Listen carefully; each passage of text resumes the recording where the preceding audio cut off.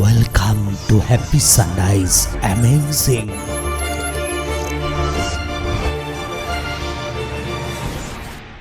আজকে আমাদের যাত্রা সুন্দরবন। আমরা দমদম জংশন থেকে যাত্রা শুরু করব। দমদম জংশন থেকে সকাল 10:40 বনগাঁ ক্যানিং লোকাল, যেটি দমদমে এসে পৌঁছায় দুপুর 12:29 নাগাদ। এই ট্রেনটি দমদমে এলে বেশ ফাঁকা হয়ে যায়। আমরা ক্যানিং লোকালে চেপে বসলাম। আপনি চাইলে শিয়ালদহ দক্ষিণ শাখা থেকে ক্যানিংগামী যে কোনো লোকালে চেপে বসতে পারেন। প্রায় 25 থেকে 26টি ট্রেন আছে শিয়ালদা থেকে ক্যানিং যাবার জন্য। দমদম থেকে 1.25 ঘন্টা আর শিয়ালদা থেকে ঘণ্টা দেড়েক মতন সময় লাগে ক্যানিংয়ে। 2:15-20 নাগাদ আমরা ক্যানিংয়ে নামলাম। ক্যানিং স্টেশনে নামার পর দেখলাম জনসমুদ্র। সেই জনসমুদ্রকে সামনে নিয়ে প্ল্যাটফর্মের একেবারে সামনের অংশ থেকে বাইরে আসব। বলে রাখি, ক্যানিং স্টেশনটি কিন্তু ছোট্ট একটি স্টেশন। দুদিক থেকে রেল লাইন চলে গেছে, মাঝখানে দুটি প্ল্যাটফর্ম। ভারতীয় রেলের যেভাবে উন্নতি হয়েছে সেইভাবে কিন্তু ক্যানিং স্টেশনের কোনো উন্নতিই হয়নি বলা যেতেই পারে। ক্যানিং স্টেশনের একদম সামনে থেকে বেরিয়ে এসে আপনার ডান দিকে এগিয়ে যান এবং কাউকে জিজ্ঞাসা করে জেনে নিন ঝড়খালি বা সুন্দরবনের ম্যাজিক ভ্যান স্ট্যান্ডটা কোথায়। এই ম্যাজিক ভ্যান স্ট্যান্ড থেকেই ঝড়খালি, গদখালি, বালিখাল বা আরও বাসন্তী ইত্যাদি জায়গাতে ম্যাজিক অটো এগুলি যাচ্ছে। এবার একটু পায়ে হাঁটা পথ। অনেকক্ষণ তো বসলেন, একটু নাই বা হাঁটলেন। ফল মার্কেটের সুগন্ধি ভরা ছোট গলিতে মিনিট 5 হাঁটা পথ। আর কিছুটা হাঁটলেই দূরে দেখতে পাবেন কবিগুরু রবীন্দ্রনাথের আবক্ষ মূর্তি। ঠিক তার বাঁদিকেই হচ্ছে ম্যাজিক ভ্যান স্ট্যান্ড। এবার ক্যানিং থেকে আপনি পায়ে হাঁটা পথেও যেতে পারেন কিংবা টোটো, ভ্যান ইত্যাদিও নিয়ে নিতে পারেন। মাথা পিছু 5 থেকে 10 টাকা নিয়ে নেবে। এবার ম্যাজিক ভ্যানে যেতে হবে। ঝড়খালি, গদখালি, বালিখাল, বাসন্তী, আপনার যেখানে খুশি সেখানে। আমাদের এবারের বেস ক্যাম্প হচ্ছে ঝড়খালি। ঝড়খালিতেই রয়েছে সুন্দরবনের বাঘ পুনরুদ্ধার কেন্দ্র। উঠে পড়লাম ঝড়খালিগামী ম্যাজিক ভ্যানে। জায়গা রাখতে হবে তো, কিন্তু না। যদিও দলে আমরা অনেক লোক, প্রায় 70 জনের মতন লোক। আর এই 70 জনের সমস্ত দায়ভার বহন করে চলেছেন সুশান্ত অধিকারী নামে আমাদের একজন খুব কাছের মানুষ। তবুও জায়গা রাখতে হবে। উঠে পড়েছি। ড্রাইভার বলল, যেতে কিন্তু দাদা অনেক সময় লাগবে। তাছাড়া ঝড়খালি জেটি ঘাটে হোটেল পাওয়া দুষ্কর। এদিকে দুপুর তখন প্রায় 2:30-3 বেজে গেছে। ম্যাজিক স্ট্যান্ডের পাশে অগত্যা আমাদের সুশান্তবাবু যিনি দায়িত্ব ছিলেন তিনিও বললেন, এখান থেকে দুপুরের লাঞ্চটা করে নেওয়া ভালো। অগত্যা ম্যাজিক স্ট্যান্ডের পাশে দুটি একেবারেই গ্রাম্য ছোট হোটেল আছে। এর একটিতেই দেশি রুই মাছের ঝোল, ডাল এবং আলু সিদ্ধ, আলু ভাজা দিয়ে দুপুরের খাওয়া দাওয়াটা জম্পেশ হয়ে গেল। তবে একটা কথা বলে রাখি, আপনার যদি হোটেল নিয়ে কোনো সূচিবাই থাকে তবে খাবারটা কিন্তু সঙ্গে রাখবেন। তার কারণ এই হোটেলটা কিন্তু মোটেও স্বাস্থ্যকর নয়, পেট ভরার জন্য যথেষ্ট। এবারে টেকারে যাত্রা শুরু। সিট নিয়ে কিন্তু ইতিমধ্যে বলা যেতে পারে তুরকালাম চলছে। কে সামনে বসবে, কে পিছনে বসবে, কে পাশে যাবে ইত্যাদি ইত্যাদি। তবে একটা সুবিধা, ক্যামেরা ছিল, তাই বিনা প্রতিদ্বন্দ্বিতায় সামনে চালকের পাশে বসার জায়গা পেয়ে গেলাম। চালকও বললেন, দাদা দাদা আপনি এখানেই বসে যান। বসে পড়লাম।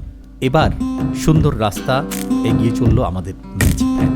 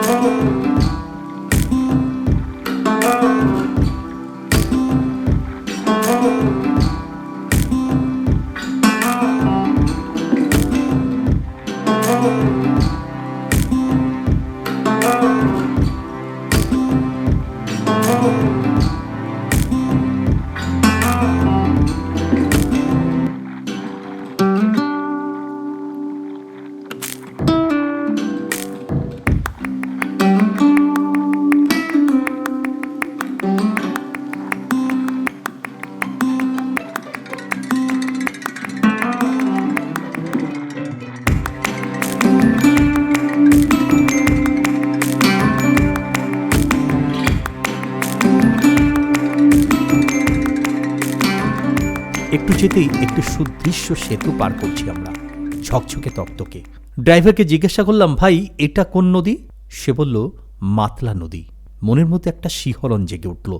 মাতলা নদী, অনেক গান, অনেক গল্পে মাতলা নদীর নাম উল্লেখ আছে, তাই শরীরের মধ্যে একটা শিহরণ। মাতলার উপর দিয়ে চলেছি আমরা।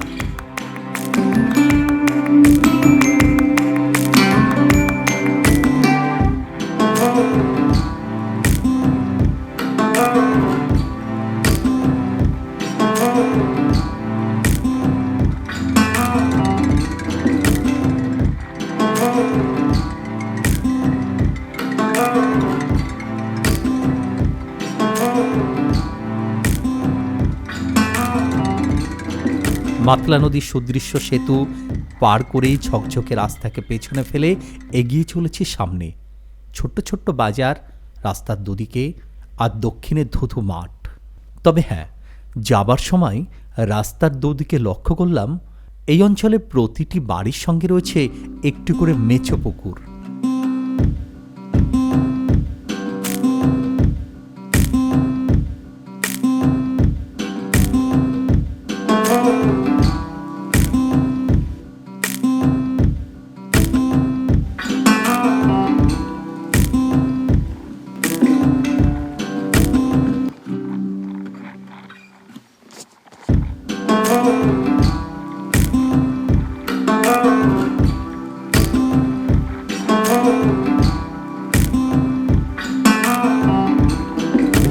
যাওয়ার পর লক্ষ্য করলাম সূর্য পশ্চিমের দিকে হেলে পড়েছে।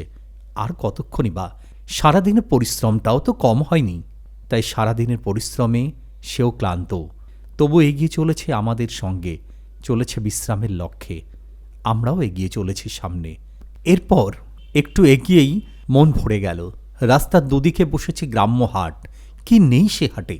মাছ, কাঁকড়া, ঝুড়ি, সবজি, মুদিখানার দ্রব্যাদি, সেই সঙ্গে রয়েছে শাড়ি কাপড়ের রং রাঙিয়ে তুলেছে পুরো বাজারটাকে।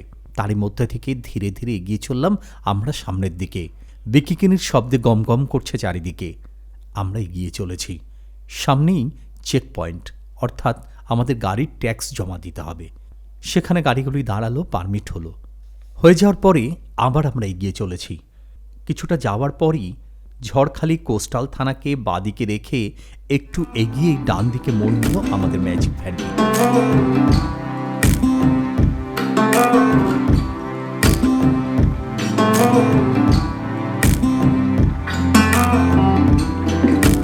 তখন দুদিকেই ম্যানগ্রোভ অরণ্য নেট দিয়ে ঘেরা।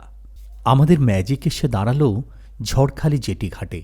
সামনে দুদিকে সারি সারি দোকান, চা, বিস্কুট, মধু, কিছু খেলনা, কিছু ফাস্টফুড, আর বাক্স বাদাম, কদবেল, কোল্ড ড্রিঙ্কস, মুড়ি মশলা, চপের দোকান। বাদিকেই রয়েছে বাঘ পুনরুদ্ধার কেন্দ্র। নাইলনের মোটা দড়ি দিয়ে ঘেরা নদীর পাড়ের জঙ্গল এবং ব্যাঘ্র উদ্ধার কেন্দ্র। তবে সাবধান, এত নাইলনের দড়ি দিয়ে ঘেরা থাকলেও তবে ভয় নেই। এই জায়গাতে সচরাচর বাঘের ভয় না থাকলেও বাদর থেকে সাবধান, না হলে আপনার হাতে যদি ফলটা, কলাটা, লেবুটা থাকে তাহলে কিন্তু কেড়ে নিয়ে চলে যাবে। দুদিকের দোকানকে পিছনে রেখে আমরা এগিয়ে চলেছি সামনে লঞ্চের দিকে। সামনে তখন সুবৃহৎ একটি নদী। জিজ্ঞাসা করে জানলাম নদীটির নাম হেরোভাঙা। কেমন একটু লাগলো। মাতলার পর হেরোভাঙা, ঠিক আছে, মেনে নিলাম। আর ওই লঞ্চটি, ওটি আমাদের লঞ্চ। আর এই লঞ্চেই আমরা সারা রাত কাটাবো।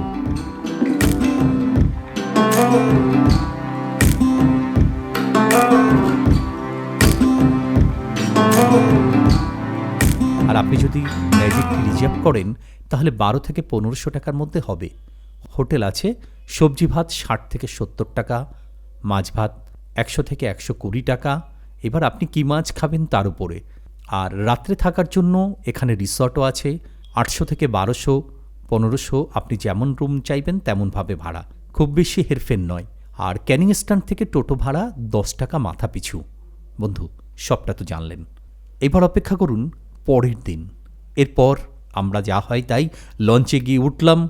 লঞ্চে ওঠার পর সুশান্তবাবুর তত্ত্বাবধানে লঞ্চে যারা দায়িত্বে ছিলেন তারা রান্না বান্না করে খাওয়া দাওয়া। পরবর্তীটুকু পরের এপিসোডে দেখুন। বন্ধু, আজকের ভিডিও এ পর্যন্তই। ভিডিওটি যদি ভালো লাগে তাহলে কিন্তু লাইক, শেয়ার এবং কমেন্ট করতে ভুলবেন না। লক্ষ্য রাখুন পরের এপিসোডে, কারণ এর পরের দিন সকাল থেকেই শুরু হবে সুন্দরবনের খাড়ি, নদী, জঙ্গলের ভেতর ঘোরাঘুরি। সব বর্ণনা করব আপনাদের সাথে। ততক্ষণ সঙ্গে থাকুন।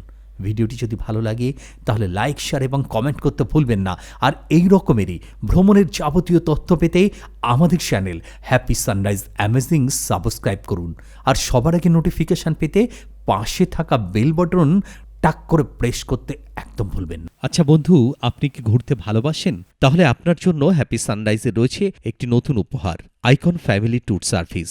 আপনার পারিবারিক ভ্রমণের সহযোগী সংস্থা। ভারতবর্ষের যে কোনো প্রান্তে প্যাকেজ ট্যুরের জন্য যোগাযোগ করুন আমাদের সাথে। Icon family tour service. স্ক্রিনে আমাদের নাম্বার দেওয়া হলো, তবে মনে রাখবেন এই নাম্বারটি শুধুমাত্র আইকন ট্যুর অ্যান্ড ট্রাভেলসের, হ্যাপি সানরাইজ অ্যামেজিংয়ের নয়। তো বন্ধু, আজকের ভিডিও এ পর্যন্তই। ভিডিওটি যদি ভালো লাগে তাহলে অবশ্যই লাইক, শেয়ার এবং কমেন্ট করতে ভুলবেন না। আর এরকমেরই ভারত ভ্রমণের যাবতীয় তথ্য পেতে আমাদের channel happy sunrise amazing subscribe করুন। আর আপনারা কোথায় ঘুরতে যেতে চান, কি দেখতে চান, একবার আমাদেরকে জানান।